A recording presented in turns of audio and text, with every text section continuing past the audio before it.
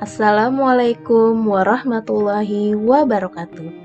Halo anak-anak hebat, masih semangat kan belajarnya? Walaupun kita belajar online, Ibu harap kalian masih semangat ya belajarnya.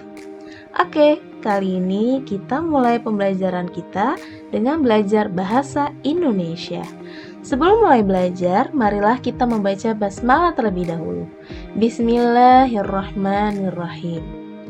Anak-anak, untuk materi kali ini, kita akan belajar tentang ide pokok, kalimat utama, dan simpulan dalam teks laporan pengamatan. Lanjut, apakah pengertian dari teks laporan pengamatan? Teks laporan pengamatan adalah teks yang disajikan berdasarkan hasil pengamatan.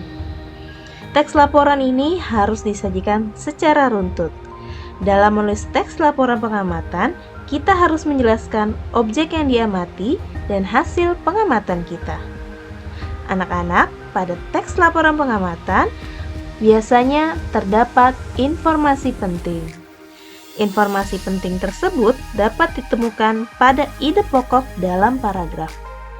Nah, apa sih yang dimaksud dengan ide pokok? Anak-anak, ide pokok biasanya disebut juga sebagai gagasan utama atau ide utama atau pokok pikiran. Nah, pengertiannya adalah pokok masalah yang mendasari cerita yang bersifat abstrak atau implisit atau kata-kata kunci yang terdapat pada kalimat utama. Bagaimana cara menentukan ide pokok? Nah, caranya gampang sekali. Kalian hanya membaca wacana tersebut. Lalu, setelah kalian selesai membaca wacana tersebut, kalian coba cari jawabannya, kira-kira paragraf tersebut isinya membahas tentang apa ya? Nah, dari situlah kita akan menemukan yang namanya ide pokok. Selanjutnya adalah kalimat utama. Kalimat utama merupakan kalimat inti yang digunakan sebagai acuan pengembangan menjadi sebuah paragraf. Kalimat utama biasa terletak di awal paragraf atau di akhir paragraf. Selanjutnya, simpulan. Simpulan yaitu menjelaskan keseluruhan isi teks secara singkat dalam bentuk pernyataan. Jadi, untuk simpulan ini kalian baca seluruh teksnya, lalu kalian jabarkan inti dari bacaan tersebut kira-kira mengenai apa ya? Nah, itulah yang disebut dengan simpulan.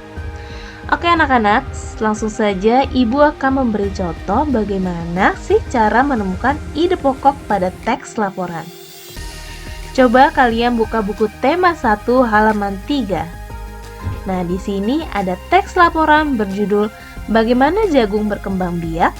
Nah, kita akan mencari ide pokok pada paragraf 1. Ibu bacakan ya. Jagung merupakan salah satu tanaman yang dijadikan bahan makanan pokok di berbagai negara, salah satunya Indonesia. Di Indonesia, penduduk Pulau Madura menjadikan jagung sebagai makanan pokok. Jagung merupakan salah satu tanaman penghasil karbohidrat yang sangat diperlukan oleh tubuh. Oke anak-anak, langsung saja kira-kira apa ya ide pokok dari paragraf tersebut? Ya, tadi di awal sudah Ibu jelaskan, untuk mencari ide pokok kalian baca dulu wacana tersebut dan kalian membuat pertanyaan kira-kira paragraf tersebut tentang apa ya?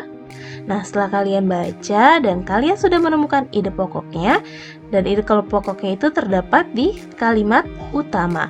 Kira-kira kalimat utamanya di awal atau di akhir paragraf ya anak-anak? Ya, betul sekali. Kalimat utamanya terletak di awal paragraf.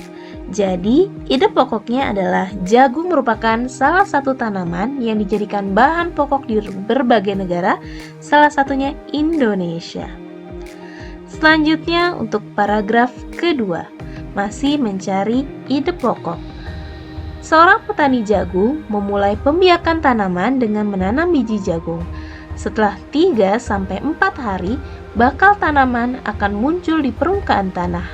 Tanaman jagung akan terus tumbuh menjadi besar.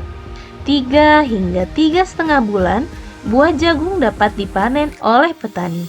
Buah jagung yang berbentuk seperti tongkol pada mulanya berupa sekuntum bunga. Kira-kira apa ya ide pokoknya?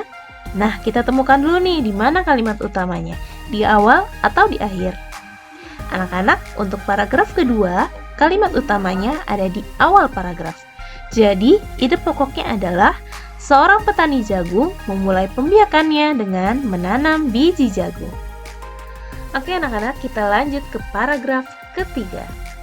Bunga jagung memiliki helai-helai rambut halus pada bagian ujungnya. Pada helai rambut tersebut terdapat tepung sari. Tepung sari akan terbang terbawa angin ketika angin bertiup.